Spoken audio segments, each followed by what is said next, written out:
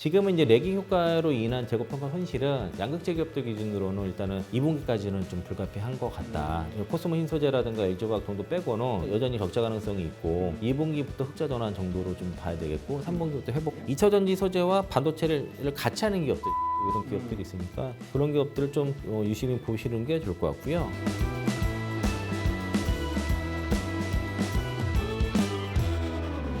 차전지 소재 쪽을 살펴보면은 계속해서 뭐 낭보들은 좀 들려오고 있는 것 같아요. 엘사 같은 경우에는 뭐 해외 제조사와 대규모 공급 계약을 갖다 맺었다. 이런 것도 공시사항이 뜨고 그랬는데요. 소재 관련 전망과 투자 포인트 한 번만 좀 살펴봐 주시죠. 네, 뭐 많이들 최근에 이제 뉴스상으로 뭐 LNF 뭐 수주건이 네네네. 나왔는데 그렇죠. 예. 3월 24일과 4월 11일 두 건의 이제 대규모 수주가 나왔고요. SK온 쪽에 13조 2천억 그리고 유로 업체가 뭐 노스볼트로 다들 네, 추정하고 있는데 그럴 것 한 같아요. 9조 2천억 정도라서 네. 22조 4천억인데 예. 이제 뭐 캐중 구간에서의 어떤 신규 고객사를 확보했다는 거 입장에서는 뭐 그런 의의를 이제 회사 쪽에서는 가지고 있다라고 얘기를 했고 그리고 이제 향후에 어떤 고객 다변화에 대한 그런 이제 전망이 나올 거로 예상하고 있어서 그리고 그 SK온 쪽의 계약은 보면은 기존에 이제 SK온 쪽에 그동안 NCM 뭐 622, 513 그런 이제 미드니켈 쪽으로 위주만 들어갔었는데 이제 하이니켈 쪽에 물량들이 좀 많이 들어가고 있는 것 같고요.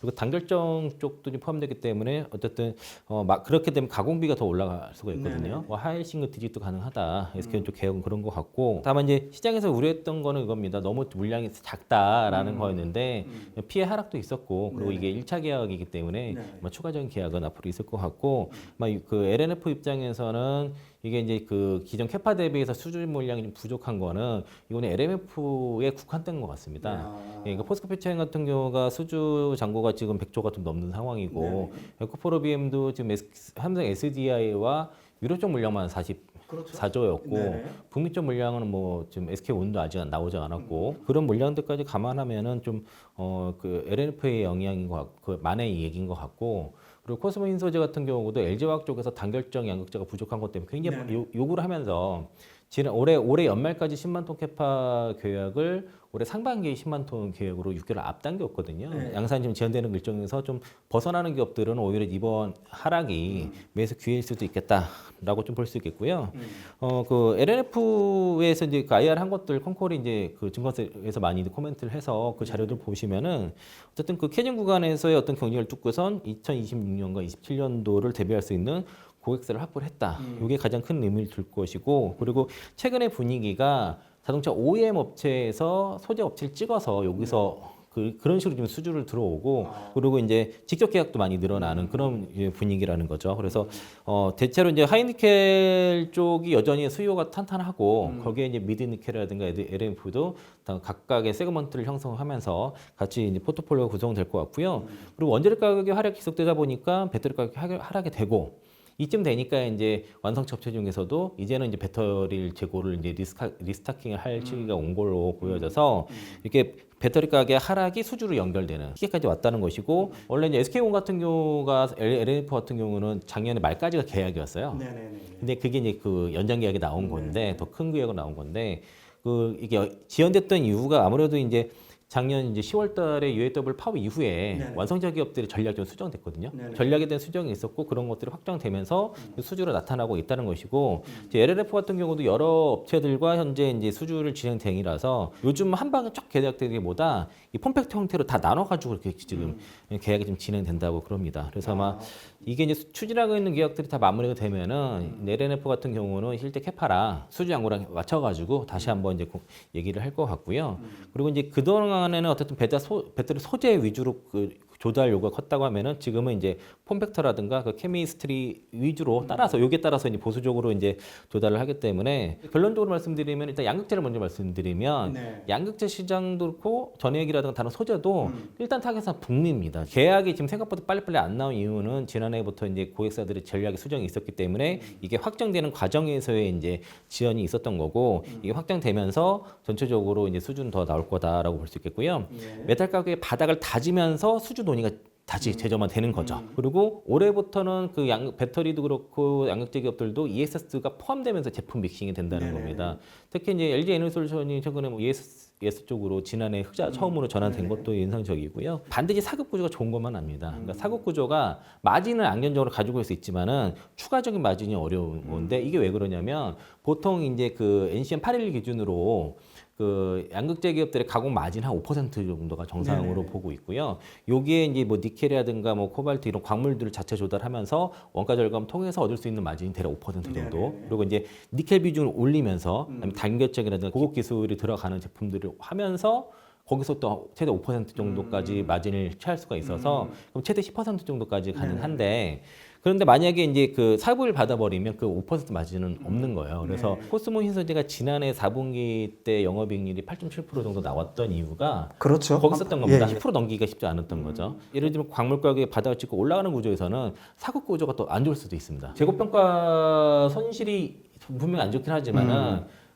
광물 가격이 올라갈 경우에는 그게 반드시 나쁜 것만 아니라는 거죠. 네네네, 그렇죠. 지금은 이제 레깅 효과로 인한 재고평가 손실은 양극재 기업들 기준으로는 일단은 2분기까지는 좀 불가피한 것 같다. 그래서 이제 1분기까지는 대체로 코스모 흰소재라든가 LG화학통도 빼고는 여전히 적자 가능성이 있고 그리고 2분기부터 흑자 전환 정도로 좀 봐야 되겠고 3분기부터 회복 이렇게 봐야 될 것 같고요. 최근에 주가들 움직임이 2차 전지 쪽만 하는 게 아니라 그 OECD 경기 선행지수가 지금 3월 때까지 그 상승이 나왔습니다. 그러다 보니까 반도체 종목들의 랠리가 추가적으로 이어지는데 2차 전지 소재와 반도체를 같이 하는 기업들 그런 기업들을 좀 유심히 보시는 게 좋을 것 같고요. 뭐 덕산텍 코피라든가 뭐 KN솔 이런 기업들이 있으니까 최종 구간에서는 주식을 팔고 도망갈 게 아니라 그 구간에서 잘 모아서 잘 사두고 잘 버틸 수 있다고 하면은 나중에 큰 수익이 날 수 있지 않나.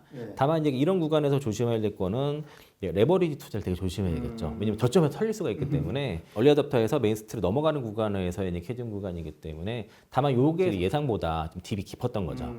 뭐 지난해 한두 분기 정도로 예상했는데 지금 거의 1년 가까이 가고 있기 때문에 예상보다 깊은 딥이지만 그게 얼마 남지 않았다라고 좀 보고 있습니다. 배터리 3사의 어떤 상황을 보면은 LG 엔솔 같은 경우에는 BID를 잡고 2위로 올라섰죠.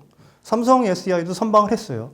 근데 SK온 같은 경우에는 다소 아쉬운 모습을 보여줬는데 배터리 3사 상황 좀 분석 좀 해보여 주시죠. 삼성 쪽은 확실히 그 BMW라든가 그리고 리비안 쪽에 판매가 좀 잘 됐고 특히 아우디 쪽에서는 그 PHEV 쪽에 그 플러그인 하이브리드 쪽에 판매가 좀 견조한 것들이 이제 고성장기로 나타났고 LG 에너솔루션은 모델 3와 Y 그리고 포드 머스탱 마하이라든가 GM은 리딕도 올해 좀 많이 잘 팔리더라고요. 올해 이제 상반기에 좀 안 좋았던 거는 이제 그 GM 볼트가 이제 단종되면서 좀 부진하지만은 지금 그 얼텀 셀즈 쪽에서의 판매량은 오르고 있기 때문에 아마 하반기에 훨씬 더 좋아질 것으로 보여지고 그 올해 연초에 아이오닉 5랑 그 기아 EV6가 좀 대체적으로 판매 부진인 거는 이제 국내 같은 경우는 보조금이 좀 연체 없다 보니까 영향을 좀 받았고 대체로 이제 현대차 쪽 현대기아차가 1분기에 좀 부진하는 영향이 있지만은 올해 뭐 하반기 때는 괜찮을 것 같고요. 그 삼성 SDI를 빼고는 지금 어쨌든 LG 에너솔루션과 SK온은 올해 이제 AMPC를 빼고 나면 아마 적자는 불가피할 거고요.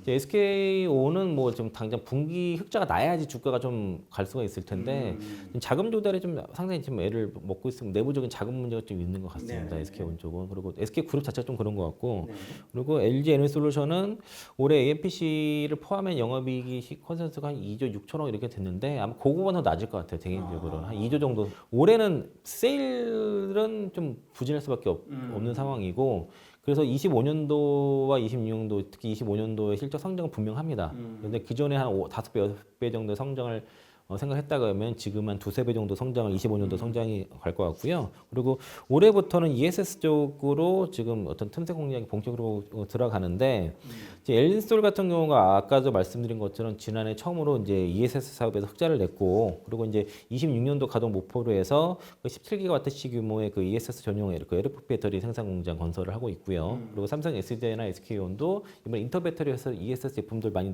냈었고요. 특히 SK온 같은 경우는 그 화재 방지를 하는 그런 그 ESS 배터리를 좀 소개를 해서 인상적이었는데 그 자동차 쪽과 ESS 쪽은 시장은 다른 게 보통 우리가 완성차 쪽에 그 전기차 같은 경우는 5년 전부터 기획을 해가지고 배터리 더 장호하고 소재 다 정하고 들어가는데 네네네. ESS는 그렇지 않습니다. 네. 기존에 사용하던 제품이 있더라도 언제든지 새로운 제품이 들어올 수 있습니다. 그 납품용 소량 생산 형태이기 때문에 그래서 이제 좀 달라요. 기존에 만약에 이제 중국 업체들 장악하더라도 언제든지 새로 들어갈 수 있는 게 그 ESS 시장이다라고 좀 보시면 좋을 것 같고 그리고 대체로 미국의 ESS 업체들 1위 업체가 그 폰 에너지라는 곳이 있고 테슬라도 이제 그 메가팩 같은 경우도 테슬라도 많이 하고 바르질라, 플런스 에너지 같은 경우가 이거 톱4인데 모두 다 자체 생산을 안 하고 다 외부 조달하겠다고 했기 때문에 향후에 이제 그 ESS 시장도 충분히 배터리 3사한테는 상당히 좋은 기회다라고 좀 볼 수 있겠습니다. 2차 전지 시장에 새로운 소식이 들려오면 또 전해드리고 분석해보는 시간 가져보겠습니다. 오늘 말씀 감사합니다. 고맙습니다. 예.